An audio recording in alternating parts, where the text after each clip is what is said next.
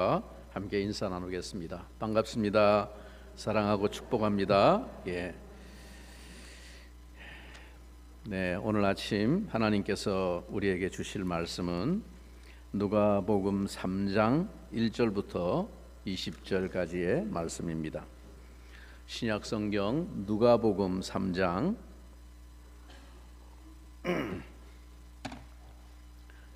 누가복음 3장 1절부터 20절까지 말씀입니다. 이제 제가 먼저 하나님의 말씀을 받들어 읽겠습니다. 디베리오 황제가 통치한 지 15해 곧 본디오 빌라도가 유대의 총독으로 헤롯이 갈릴리의 분봉왕으로 그 동생 빌립이 이두레와 드라고니 지방의 분봉왕으로 로사니아가 아빌레네의 분봉왕으로 안나스와 가야바가 대제사장으로 있을 때에 하나님의 말씀이 빈들에서 사가랴의 아들 요한에게 임한지라. 요한이 요단강 부근 각처에 와서 죄사함을 받게 하는 회개의 세례를 전파하니 선지자 이사야의 책에 쓴 바 광야에서 외치는 자의 소리가 있어 이르되 너희는 주의 길을 준비하라. 그의 오실 길을 곧게 하라. 모든 골짜기가 메워지고 모든 산과 작은 산이 낮아지고 굽은 것이 곧아지고 험한 길이 평탄해질 것이요 모든 육체가 하나님의 구원하심을 보리라 함과 같으니라. 요한이 세례받으러 나오는 무리에게 이르되 독사의 자식들아 누가 너희에게 일러 장차 올 진노를 피하라 하더냐. 그러므로 회개에 합당한 열매를 맺고 속으로 아브라함이 우리 조상이라 말하지 말라. 내가 너희에게 이르노니 하나님이 능히 이 돌들로도 아브라함의 자손이 되게 하시리라. 이미 도끼가 나무 뿌리에 놓였으니 좋은 열매 맺지 아니하는 나무마다 찍혀 불에 던져지리라. 무리가 물어 이르되 그러면 우리가 무엇을 하리이까? 대답하여 이르되 옷 두 벌 있는 자는 옷 없는 자에게 나누어 줄 것이요 먹을 것이 있는 자도 그렇게 할 것이니라 하고 세리들도 세례를 받고자 하여 와서 이르되 선생이여 우리는 무엇을 하리이까 하매 이르되 부과된 것 외에는 거두지 말라 하고 군인들도 물어 이르되 우리는 무엇을 하리이까 하매 이르되 사람에게서 강탈하지 말며 거짓으로 고발하지 말고 받는 급료를 족한 줄로 알라 하니라. 백성들이 바라고 기다림으로 모든 사람들이 요한을 혹 그리스도신가 심중에 생각하니 요한이 모든 사람에게 대답하여 이르되 나는 물로 너희에게 세례를 베풀거니와 나보다 능력이 많으신 이가 오시나니 나는 그의 신발끈을 풀기도 감당하지 못하겠노라.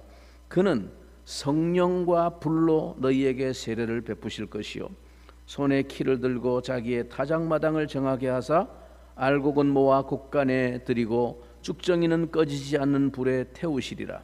또 그 밖에 여러 가지로 권하여 백성에게 좋은 소식을 전하였으나 분봉왕 헤롯은 그의 동생의 아내 헤로디아의 일과 또 자기가 행한 모든 악한 일로 말미암아 요한에게 책망을 받고 그 위에 한 가지 악을 더하여 요한을 옥에 가두니라. 아멘. 오늘은 교회 절기상으로 오순절 성령의 강림으로 완성된 맥추절 혹은 오순절, 더 정확히는 성령 강림절을 기념하는 주일입니다. 이제는 우리가 신약 시대 이후로 예수 그리스도의 십자가 구속으로 말미암아 구약의 모든 절기가 상징하고 예표했던 모든 구원사적인 의미가 다 완성되고 성취된 것을 기념하고 감사하며 그 의미를 되새기는데 이 절기에 초점이 있기 때문에 여전히 구약적인 이름인 맥추절이라는 이름보다는 그것이 성취되고 완성된 의미를 담아서 성령 강림절로 부르는 것이 더 합당하다고 봅니다. 우리가 유월절을 예수님으로 말미암아 완성된 부활절로 오늘 지키면서 더 이상 구약의 유월절이라 이렇게 부르지 않는 것과 같은 이유입니다. 절기 때마다 여러 차례 제가 이 절기의 역사와 의미와 구원사적인 성취에 대해서 설명을 드렸습니다만, 우리 한국교회가 초기부터 전통처럼 지키고 있는 이 맥추감사절과 추수감사절은 그 시기와 유래에 있어서도 사실상 성경적으로는 조금 설득력이 없습니다. 초기 한국에 온 이 미주 선교사들로부터 교회가 가르침을 받고 또 그 맥추절이라고 하는 성경의 이 이름이 한문식 이름이 말 그대로 하면 보리 농사를 뜻하다 보니까 우리나라에는 보리 농사 시기가 7월이거든요. 7월쯤 추수를 하니까 이 7월 첫 주일에 감사절을 지키게 된 것이 전통이 되었습니다. 세밀하고 깊이 있는 신학적인 지식과 이해가 좀 부족했던 오래전 시대에, 그러다 보니 그 근거가 이 성경적인 용어와 이 문화적인 요소가 좀 뒤섞여 있어서 좀 오해를 가져온 측면이 있습니다. 그러면서 정작 성경 본래 절기의 그 영적인 성취가 이루어진 이 오순절 성령 강림은 가리워지고 묻혀져 온 측면이 있습니다.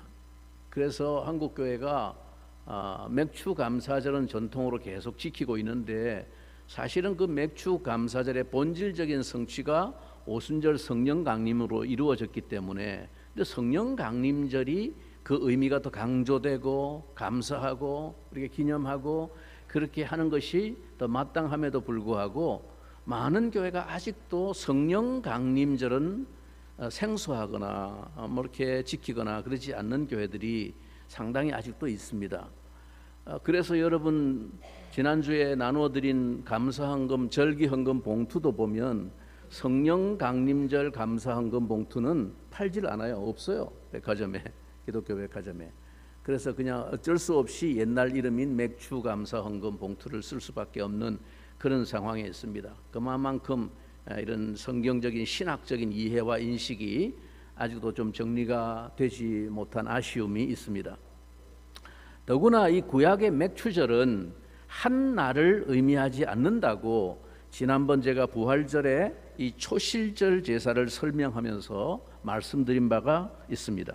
초실절, 즉 부활절 이후에 49일간의 즉 77절의 추수기간을 가리켜 다른 말로 맥추절이라 부르는 것입니다. 보리 농사를 추수하기 시작하면서 하나님 앞에 드린 절기이기 때문에 그렇습니다. 그리고 그 절기의 완성이 되는 50일째 되는 날, 즉 오순절에 성회를 열게 되는데, 이날이 바로 오순절이고 예수님의 구속 역사의 완성으로 그가 약속하신 성령이 우리에게 마침내 임하신 날입니다. 바로 성령 강림절인 것이죠. 사실상 오늘날 그 모든 구약의 절기와 제도가 이제는 율법적인 의미가 없어지고 그 영적인 교훈을 기억하는 것이 핵심이기 때문에 뭐 꼭 날짜를 절대적으로 고집할 필요는 오늘날 시대에 없습니다. 오히려 더 본질적인 그 영적인 구원 역사의 성취에 대한 감사와 의미를 되새기면서 오늘 우리에게 주시는 메시지를 깨닫는 것이 그 절기를 기억하는 우리의 초점이 되어야 하겠습니다. 이렇게 말씀드려도 내년에 되면 또 잊어버립니다. 이 절기가 상당히 구약의 절기와 제도가 복잡하죠. 무슨 절, 무슨 제사, 굉장히 복잡하기 때문에 이걸 신학적으로 예수 그리스도의 구원 역사와 연관되어서 일목요연하게 이해하기가 참 쉽지가 않습니다. 제가 여러 차례 강의도 하고 설명도 드렸지만 또 지나고 나면 참 이걸 다 기억하기가 쉽지가 않은 것이 현실인 것 같습니다. 어쨌든 그런 의미에서 오늘 우리는 이 성령에 충만했던 사람, 성령의 사람 요한을 통해서 하나님이 우리에게 들려주시는 교훈을 묵상해 보려고 합니다. 먼저 이 요한의 출생을 예고하는 자리에서 누가는 그가 주 앞에서 큰 자가 될 것임을 약속받았다고 소개합니다.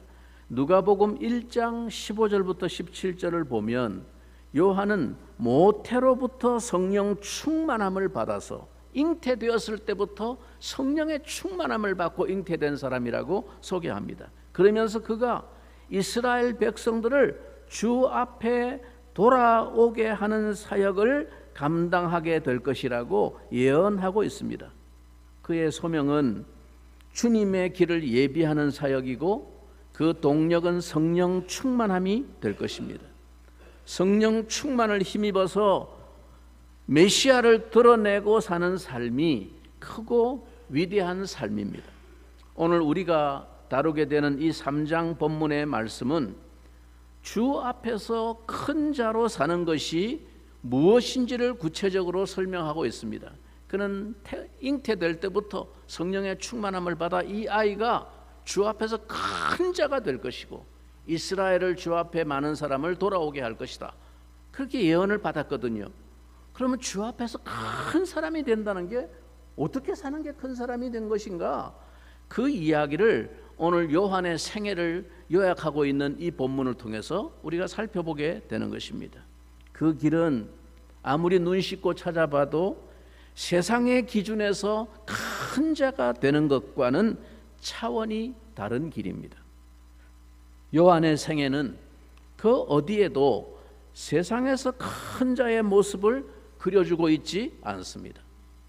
어쩌면 세상적인 시각으로 판단해 본다면 그는 한없이 초라하고 별 볼 일 없는 사람입니다. 광야에서 살았고 생활했고 가진 재산도 없고 남다른 학벌이나 내세울 만한 변변한 이력을 가지고 있는 것도 아닙니다. 그러나 하나님의 아들이신 예수님의 시각으로 보면 그는 여자가 낳은 자들 가운데 가장 위대한 생애와 사역을 펼친 사람이라고 할 수 있습니다. 요한은 자신이야말로 그분의 신들매도 감당할 수 없는 비천한 존재임을 인정합니다. 그러나 그는 역사상 가장 위대한 부흥을 이끈 통로가 되었습니다.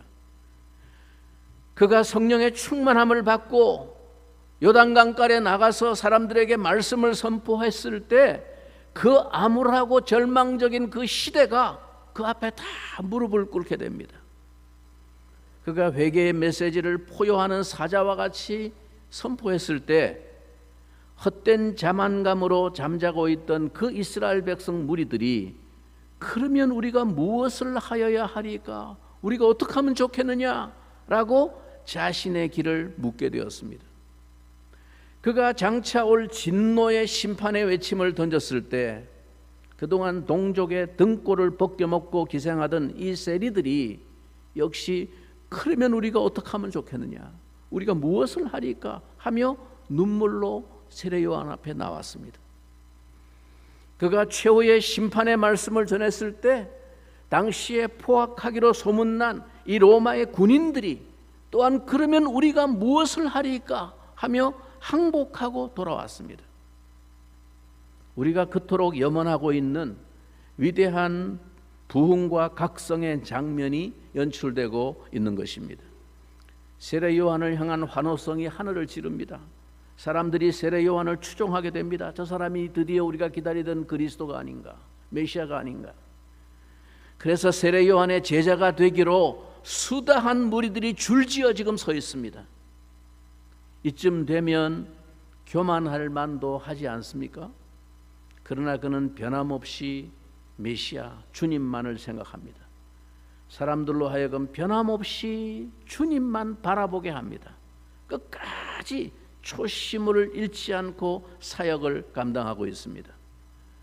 끝까지 그가 처음처럼 사역을 감당하는 모습이 바로 오늘 본문 마지막 부분에 해당하는 18절부터 20절에 잘 소개되어 있습니다.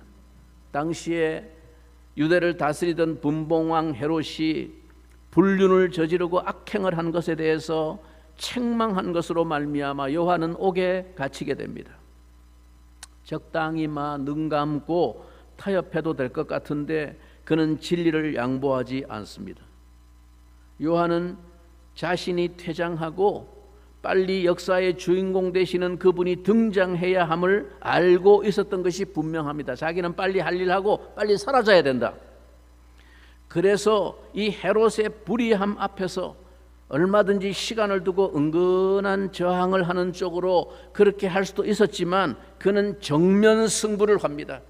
추상 같은 진리의 선포를 하고 당신이 죄를 지었다고 그렇게 정면 승부를 함으로써 투옥되고 맙니다.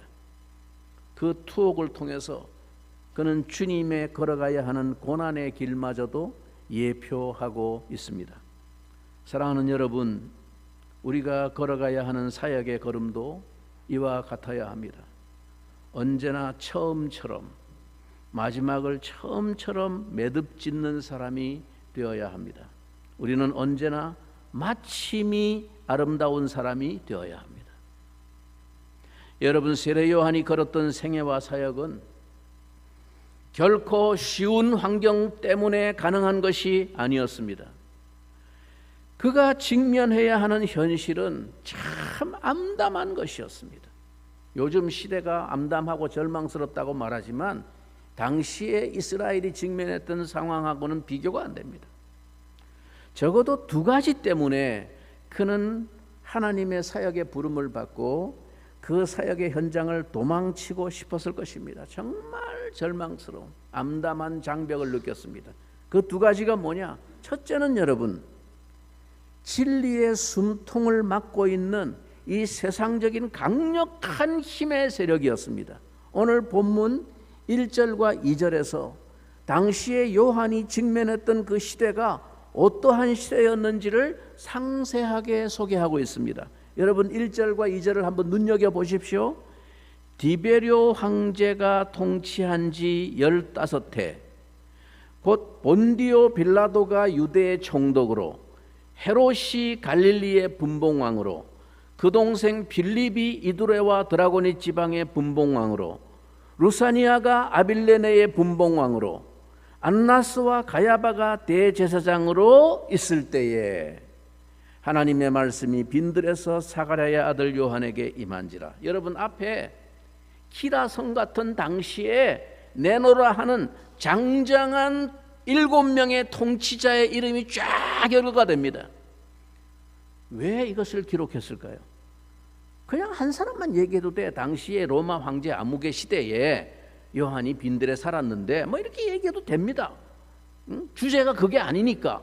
그런데 이 7명의 당시의 온 지역의 통치자들의 이름을 다 거명하면서 이러한 때에 뭘 얘기하고 있습니까?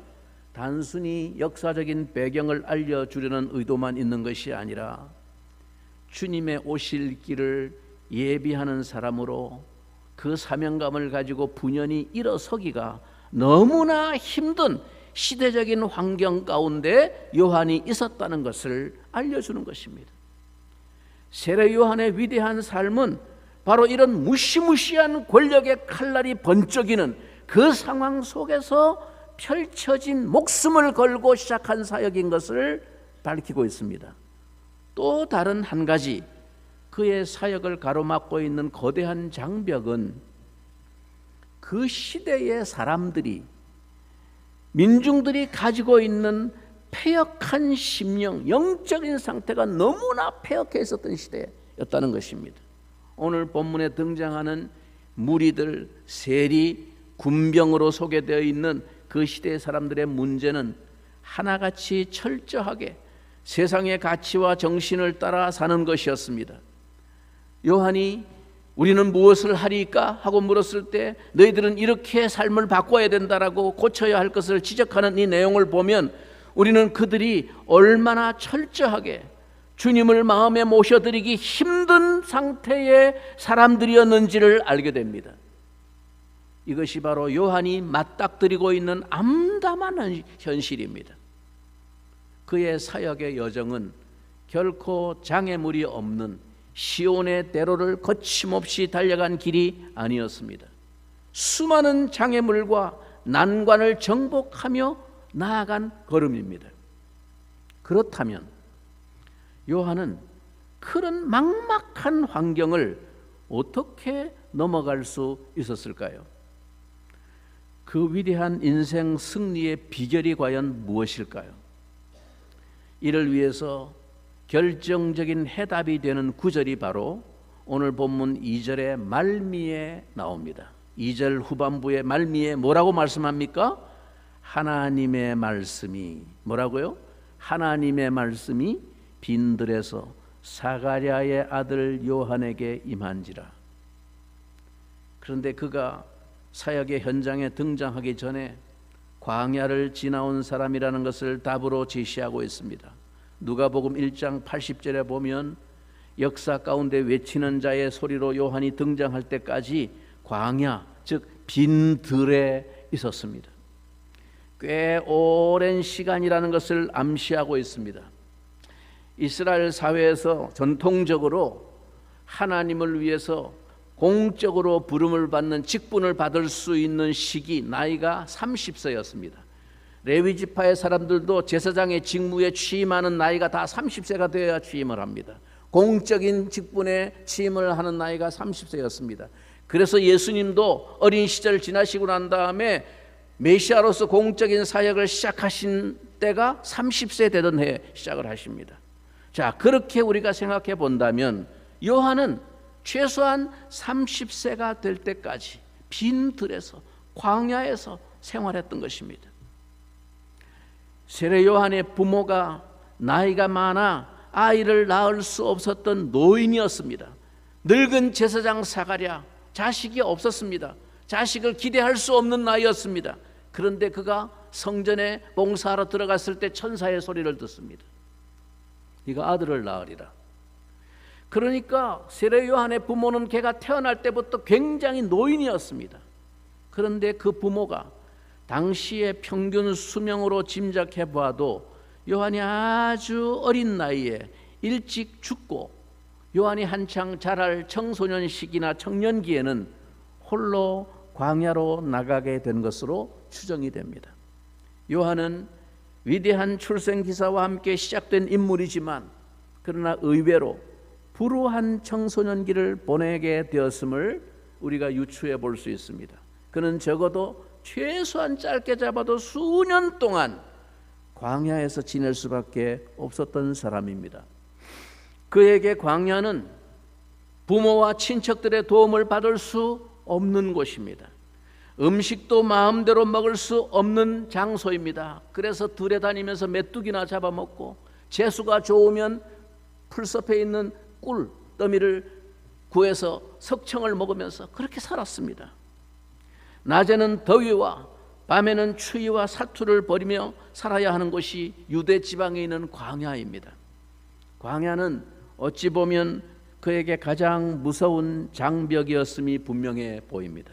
그런데 오늘 말씀은 우리의 이런 통념이 깨질 수 있다고 말하고 있습니다.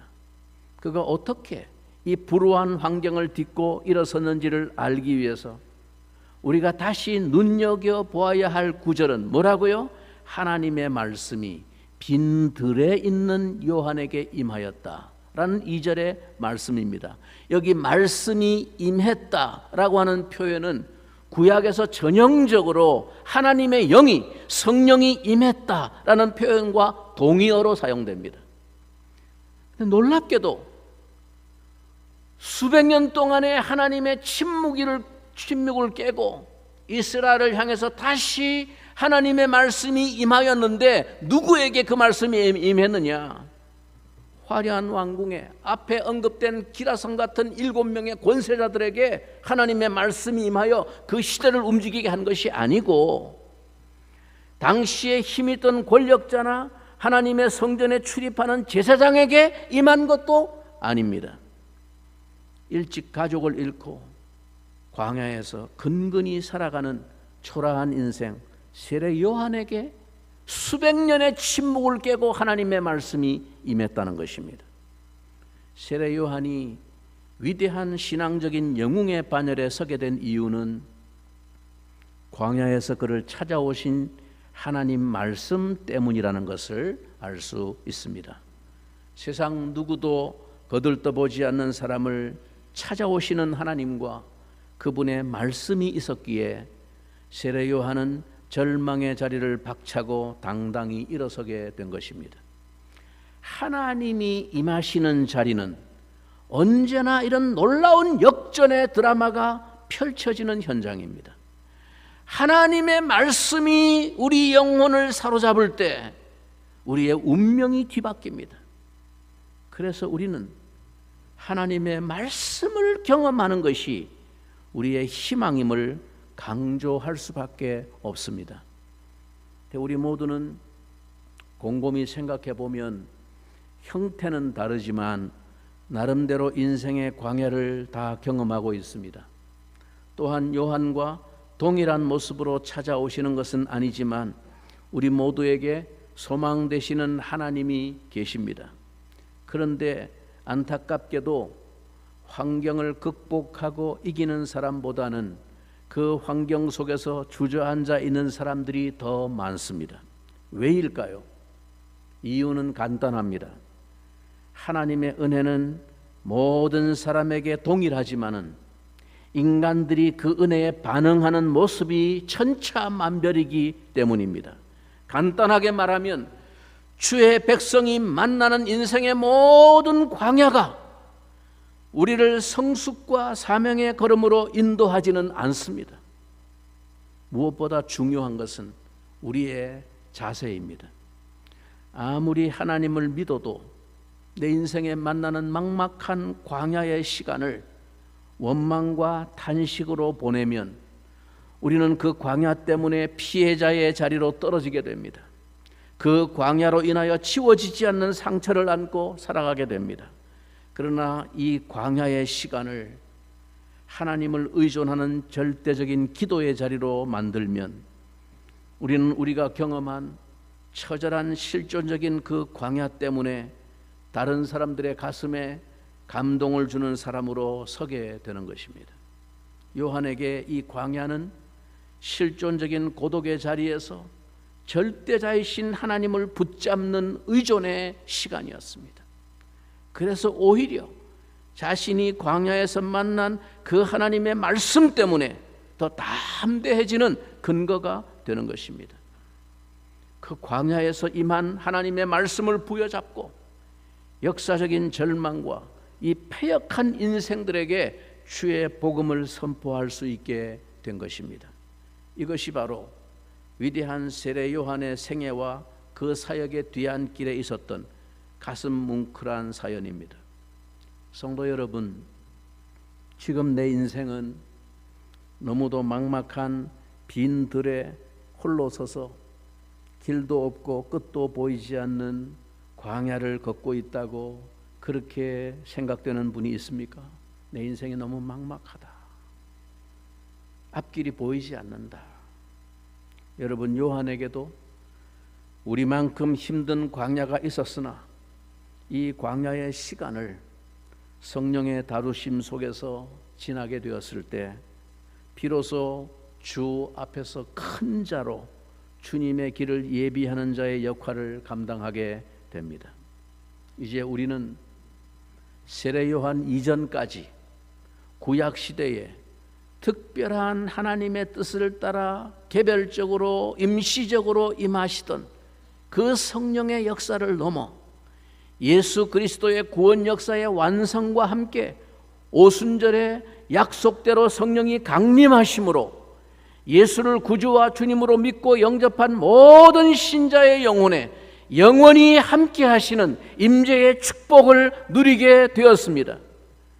예수님은 구하는 자에게 성령을 주시지 않겠느냐고 약속하셨습니다.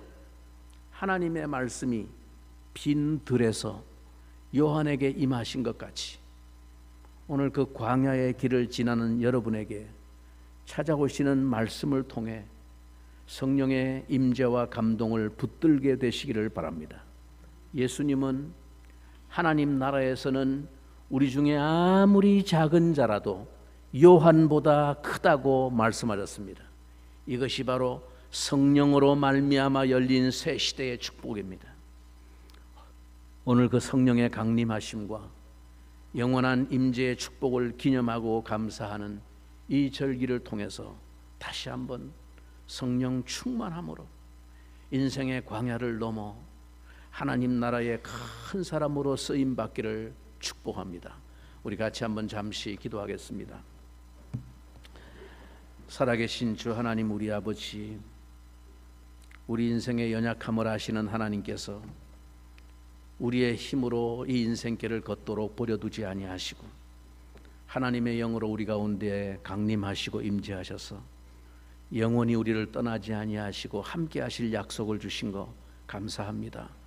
자주 우리에게 약속된 이 엄청난 축복을 우리는 망각하고 잊어버린 채로 하나님, 내 자신의 연약한 모습에 함몰되어서 하나님 삶의 의욕과 목표와 소망을 잃어버리고 그렇게 믿음 없는 사람처럼 살아가고 있는 모습은 아닌지 우리 자신을 다시 한번 돌아보기를 원합니다.